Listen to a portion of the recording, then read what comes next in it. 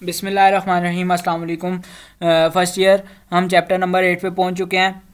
हमारा आज का जो टॉपिक है वो है डेटाबेस डेवलपमेंट। हमारे पास तीन तरह की डेटाबेस आती हैं।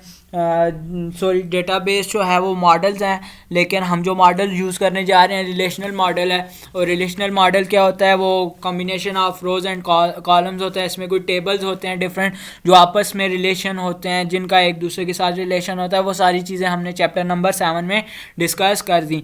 अब हमारे पास जो टूल यूज़ होगा वो MS एक्सेस है। क्योंकि ये एक ऑफलाइन डेटाबेस है और इजी टू वर्क है, GUI है। और इसका जो है वो GUI इंटरफेस है। और इसको जो है यूज़ करना थोड़ा आसान है। तो चलिए शुरू करते हैं। बाकी जो हमारे पास दोनों चीज़ें हैं, MySQL और ओपन बेस ऑफिस, ये हमारे पास ऑनलाइन जो हैं वो यूज़ किए जाते हैं, या फिर इनको यूज़ करना थोड़ा सा as comparative to this one जो हमारे पास एक्सेस है, इससे जो है वो मुश्किल है। जो हमारा जो उस टाइम जिस टाइम हमारे पास ये बुक लिखी गई थी, उस वक्त जो ऑपरेटिंग सिस्टम था वो था विंडोज़ 2006 XP प्रोफेशनल, जिसको हम कहते थे। और जो हमारे पास इसमें जो एक्सेस का वर्जन यूज़ हुआ है वो 2007 हुआ है। और इसको ओपन करने का एक वो मेथड लिखा हुआ है कि स्टार्ट पे क्लिक करें और ऑल प्रोग्राम्स में जाएं। और ये विंडोज़ 7 में इस तरह का मेथड होता है। विंडोज़ 10 है तो यहाँ पे मैं डायरेक्ट अगर यहाँ पे मैं लिखूँ एक्सेस, तो मेरे पास 2016 भी पड़ी है। और माइक्रोसॉफ्ट एक्सेस 2007 भी जो है वो पड़ा है। ये आता है MS ऑफिस का जो ब्रीफकेस या सूट होता है उसके साथ आता है। मैं इसको जो है वो ओपन करता हूँ और ये मेरे पास आ गई है। इस तरह का इंटरफेस आएगा जी इसका। और इसका इंटरफेस जो है ये 2016 का जो है वो डिफरेंट है। चले कंपैरिजन करके देखते हैं कि इन दोनों में डिफरेंस क्या है। एक्सेस,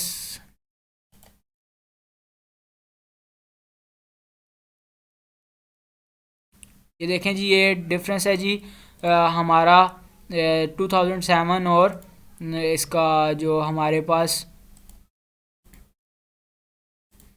जो 2007 है और 2016 है। तो ये इसको क्रिएट करने का तरीका है, लेकिन मैं फ़िलहाल इसको बंद करता हूँ। काम प्रोसीजर दोनों में सेम है, काम करने का मेथड सेम है। इसको मैं नाम देता हूँ जी डेटाबेस। ये जो पार्ट अभी मैं समझाने जा रहा हूँ ये एक अलहदा से डिस्कस हुआ हुआ है आपकी बुक में, लेकिन इसको हम इधर से ही सेव कर देते हैं। मैं यहाँ पे डेटाबेस लिखता हूँ जी, फर्स्ट ईयर डेटाबेस। ये डेटाबेस आ गई जी, इसको मैंने क्रिएट किया और क्रिएट आ गए। यहाँ पे मेरे पास एक इंटरफेस आ गया ऑफिस 2007 का। और अगर इसको मैं रीनेम करना चाहूँ इस डेटाबेस को, Ctrl+Shift+S, या फिर मैं F12 को यूज़ करूँगा। और F12 में यहाँ पे मैं जब इसको कहता हूँ कि बल्कि मैं इसको रीनेम नहीं करता, ये ठीक है एज इट इज़।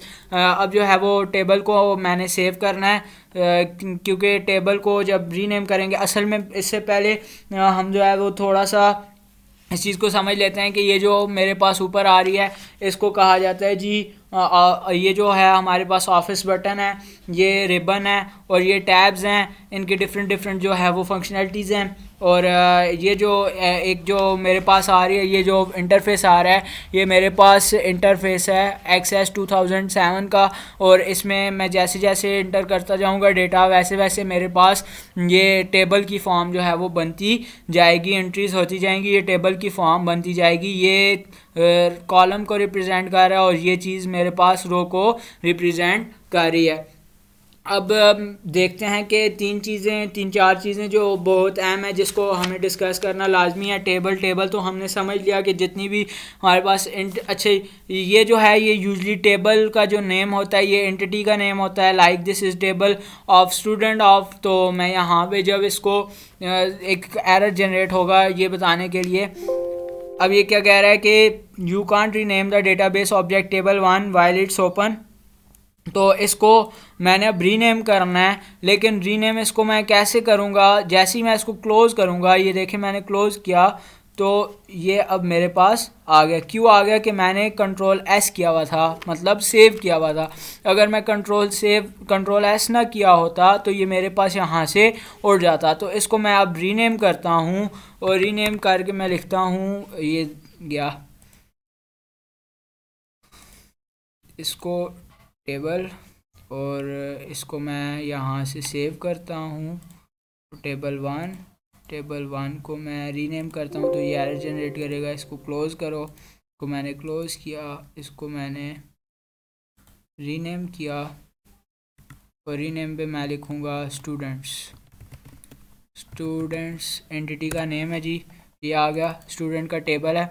अब इसमें डिफरेंट फील्ड है। अब जो एट्रीब्यूट्स होंगे वो कॉलम में लिखे जाएंगे। अब ये एक टेबल लाइक स्ट्रक्चर मेरे पास बनती जाएगी, लेकिन उससे पहले मुझे क्यूरीज़ को डिस्कस करना लाजमी है कि इसमें मैं क्यूरी दूंगा कि लेट्स सपोज जिन स्टूडेंट्स के मार्क्स 80 से ज़्यादा हैं उनको मुझे व्यू बना के दो। तो व्यू क्या होता है? व्यू एक वर्चुअल टेबल होता है जिसकी जो हमारे पास वजूद कोई नहीं होता, लेकिन वो उस वक्त जनरेट हो रहा होता है जब क्यूरी जो है वो क्यूरी पे जो हमारा जो डेटाबेस जो DBA होता है वो देता है डेटाबेस को और डेटाबेस टूल को, तो वो उसके जो है वो कॉरस्पॉन्डेंस जो व्यू जो है वो टेबल ला के देता है, उसको व्यू कहा जाता है। और उसकी एग्जिस्टेंस कोई नहीं होती, वो उसी टाइम ही जनरेट होता है और उसी टाइम मेमोरी में पड़ा होता है। उसके बाद फॉर्म्स होते हैं जी। फॉर्म क्या होती हैं कि उसमें हम जो है वो डिफरेंट जो हम देखेंगे आगे, हम उसमें जो है डिफरेंट चीज़ों डिफरेंट बंदों के जो चीज़ें होती हैं लाइक नेम और ये सारी चीज़ें एक फॉर्म के पैटर्न पे हम जो है वो सेव कर सकते हैं। रिपोर्ट्स जो होती हैं लाइक मेडिकल रिपोर्ट होती है, तो इसी तरह उस रिपोर्ट को जो है वो हम देख सकते हैं, उसको प्रिंट कर सकते हैं। उसके बाद नेमिंग टेबल जो है वो कैसे एक टॉपिक है आपकी जो बुक में कैसे रीनेम करना है या नेम करना है वो मैंने आपको बता दिया। और पहले सेव करना है और फिर उसके बाद उसको रीनेम किया जाएगा।